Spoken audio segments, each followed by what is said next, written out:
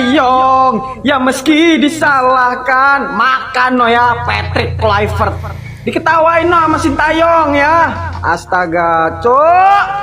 Patrick ya, sorry tuh saya nih. Gua lebih demen lihat Jay Itjes sama Rizky Ridho ya dibanding Mes. Aduh, nggak ada koneknya cowok sama Jay. Terus ya, buat Bang Patrick, itu posisinya Dean cobalah isi sama Verdong ya. Biar ada nyerangnya dikit. Itu lagi Bang Patrick. Kok itu Nathan Choaon nggak pernah main tiba-tiba jadi starter? Kan ada Ivar, kan ada Pulpesi ya. Nggak apa-apa lah main sekali-kali tuh. Duetin sama Tom Haye ya. Terus Indonesia kalah ya, Kiki. Gimana? Saya juga pusing. Kita buru-buru datengin Pelupesi, cuman yang dimainin Nathan Choaon. Ribuan supporter timnas minta Sintayong kembali latih timnas usai kalah dari Australia. Setelah kekalahan telak 1-5 dari Australia pada tanggal 20 Maret tahun 2025 dalam lanjutan kualifikasi Piala Dunia 2026, gelombang kekecewaan melanda para supporter timnas Indonesia. Banyak dari mereka menyerukan agar Sintayong kembali menukangi skuad Garuda, mengingat prestasi dan pengaruh positifnya selama masa kepelatihannya. Kekecewaan supporter dan seruan untuk kembalinya Sintayong. Kekalahan dari Australia menambah catatan buruk timnas Indonesia dalam kualifikasi. Para supporter merasa performa tim menurun sejak kepergian Sintayong. Media sosial dipenuhi tagar seperti tagar Bring Back Shin dan tagar Stay Return, mencerminkan harapan mereka akan kembalinya pelatih asal Korea Selatan tersebut. Perjalanan Sintayong bersama timnas Indonesia. Sintayong mulai melatih timnas Indonesia pada akhir 2019. Di bawah asuhannya, Indonesia menunjukkan peningkatan signifikan, termasuk lolos ke putaran final Piala Asia 2023 dan mencapai final Piala AFF 2022. Pada April tahun 2024, kontraknya diperpanjang hingga 2027, namun pada Januari tahun 2025, ia memutuskan mundur karena alasan pribadi. Reaksi Sintayong terhadap dukungan supporter. Saat meninggalkan Indonesia pada Januari tahun 2025, ratusan supporter mengantarnya di Bandara Soekarno-Hatta. Mereka menyanyikan yel-yel dan memberikan dukungan moral. Sintayong mengaku terharu dan berterima kasih atas dukungan tersebut. Ia juga mengungkapkan telah menerima tawaran melatih dari negara lain, namun memilih untuk istirahat sejenak. Pandangan PSSI dan Patrick Kluivert. Patrick Kluivert, yang menggantikan Sintayong, menyadari ekspektasi tinggi dari supporter. Ia mengakui bahwa standar yang ditetapkan pendahulunya menjadi tolok ukur bagi dirinya. PSSI, di sisi lain, belum memberikan pernyataan resmi terkait desakan supporter untuk mengembalikan Sintayong. Pertimbangan untuk masa depan, kembalinya Sintayong bukanlah keputusan sederhana.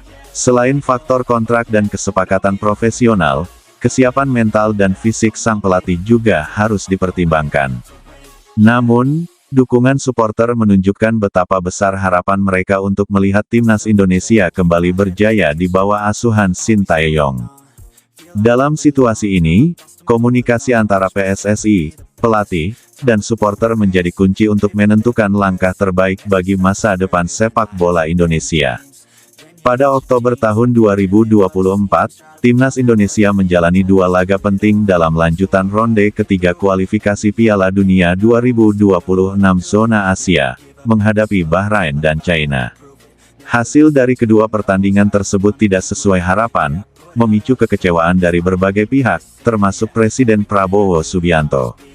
Kekecewaan ini mendorongnya untuk meminta Ketua Umum PSSI, Erick Thohir, mempertimbangkan kembali peran Sintayong sebagai pelatih kepala menjelang pertandingan melawan timnas Bahrain. Laga melawan Bahrain, kontroversi dan kekecewaan.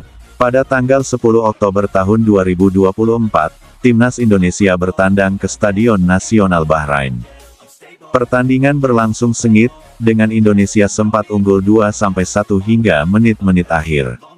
Namun, kontroversi muncul saat wasit asal Oman, Ahmed Al-Kaf, memberikan tambahan waktu yang dianggap tidak wajar.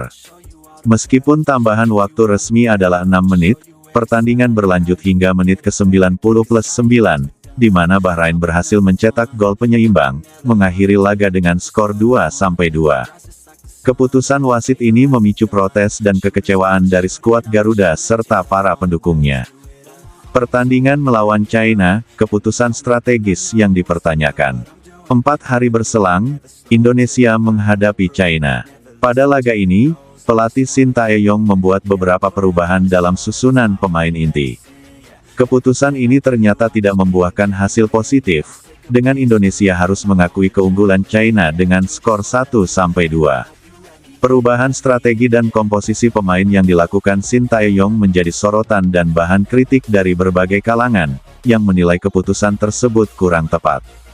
Reaksi publik dan desakan evaluasi.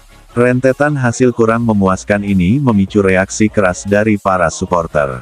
Tagar "STY Out" mulai ramai di media sosial, menuntut PSSI untuk mengevaluasi kinerja Shin Tae-yong.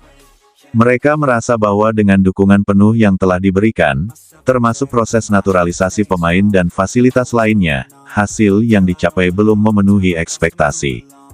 Sikap PSSI dan Erick Thohir. Menanggapi desakan tersebut, anggota Exco PSSI, Arya Sinulinga, meminta para supporter untuk tetap mendukung tim dan tidak terburu-buru menilai kinerja pelatih. Ia menekankan pentingnya kekompakan dan memberikan kesempatan bagi tim untuk memperbaiki performa di pertandingan-pertandingan selanjutnya. Selain itu, Ketua Umum PSSI, Erick Thohir, juga telah melakukan pertemuan dengan Shin Tae-yong untuk membahas evaluasi dan langkah perbaikan ke depan. Presiden Prabowo Subianto, kecewa dan harapan untuk perubahan. Kekecewaan atas hasil pertandingan tidak hanya dirasakan oleh supporter, tetapi juga oleh Presiden Prabowo Subianto. Pada tanggal 20 Maret tahun 2025, Timnas Indonesia menghadapi Australia dalam lanjutan grup C kualifikasi Piala Dunia 2026 zona Asia di Sydney Football Stadium. Pertandingan ini berakhir dengan kekalahan Indonesia 1-5, menambah catatan negatif dalam upaya mereka lolos ke Piala Dunia. Jalannya pertandingan, Indonesia memulai laga dengan agresif.